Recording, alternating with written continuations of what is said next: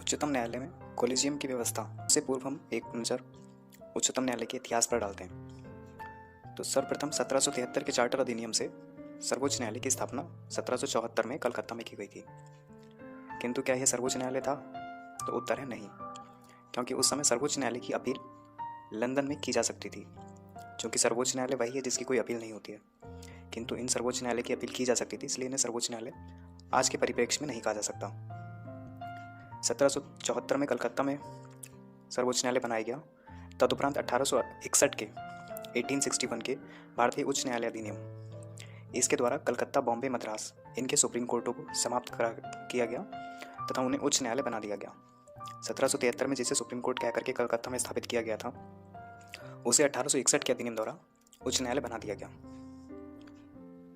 यह आपको ज्ञात होना चाहिए कि प्रथम भारतीय जो किसी उच्च न्यायालय में न्यायाधीश थे वे कलकत्ता हाईकोर्ट में थे 1863 में। श्री शंभुनाथ पंडित कलकत्ता उच्च न्यायालय में 1863 में प्रथम भारतीय न्यायाधीश। तो 1861 में सर्वोच्च न्यायालय जो कलकत्ता, बॉम्बे और मद्रास के सर्वोच्च न्यायालय थे, इन्हें उच्च न्यायालय बना दिया गया। तदुपरांत 1935 भारत शासन अधिनियम, इसके द्वारा संघीय न्यायालय जिसे फेडरल कोर्ट कहा जाता था, इसकी स्थापना की गई। किंतु ये भी आज के परिप्रेक्ष्य में सर्वोच्च न्यायालय नहीं था, क्योंकि इसकी भी अपील लंदन में की जा सकती थी, किंतु इसे भारत का उस समय का सर्वोच्च न्यायालय माना गया, जिसे संघीय न्यायालय या फेडरल कोर्ट कहा जाता था। और 1950 के बाद इसी फेडरल कोर्ट को सर्वोच्च न्यायालय बनाया गया, जिसके प्रथम भारतीय जज थे एच जे कानिया, श्री हरिलाल जे कानिया। अब कोलिजियम व्यवस्था पर नजर डालते हैं। तो कोलिजियम व्यवस्था 1993 से अस्तित्व में आई। स्वतंत्रता के बाद 1950 से 1993 तक उच्चतम न्यायालय में न्यायाधीशों की नियुक्ति राष्ट्रपति और मुख्य न्यायाधीश के द्वारा ही किए जाते थे। सर्वप्रथम एसपी गुप्ता बना भारत संघ 1978 के मामले में, जिसका निर्णय 1982 में आया। इसमें इस व्यवस्था को चुनौती दी गई,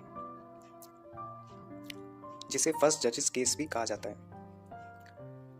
इसके बाद दूसरा मामला जो आता है, सुप्रीम कोर्ट एडवोकेट्स एसोसिएशन बनाम भारत। इस मामले में कोलिजियम व्यवस्था को लागू किया गया, अर्थात न्यायाधीशों की नियुक्ति के लिए कोलिजियम को मान्य माना गया। इसके उपरांत थर्ड जजेस केस जिसे कहा जाता है, वह वास्तव में कोई केस नहीं था।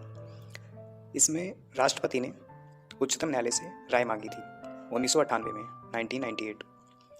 अनुच्छेद 143 के अंतर्गत राष्ट्रपति उच्च न्यायालय से राय मांग सकते हैं। तो उसके तहत राष्ट्रपति ने राय मांगी थी कि क्या कोलिजियम की राय को पुनर्विचार के लिए भेजा जा सकता है।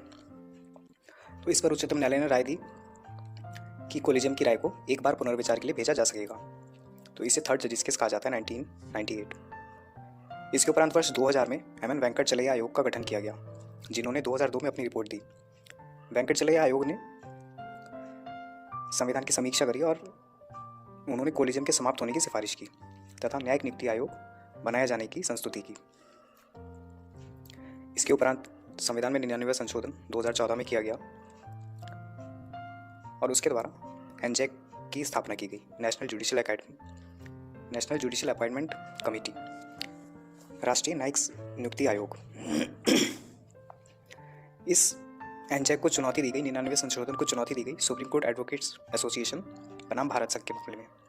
इसे 4 जजेस केस कहा गया और इस निर्णय के अंतर्गत उच्चतम न्यायालय ने 99 संशोधन को पूर्ण रूप से समाप्त किया तथा कोलिजियम व्यवस्था को बरकरार रखा गया। इस मामले के संदर्भ में उच्चतम न्यायालय ने एक जेएस केयर आयोग भी गठित किया था, जिन्होंने 99 संशोधन की समीक्षा की तथा वर्ष 2015 में 16 अक्टूबर 2015 को इस मामले में निर्णय दिया गया तथा 99 संशोधन समाप्त किया गया एवं कोलिजियम व्यवस्था को बरकरार रखा गया।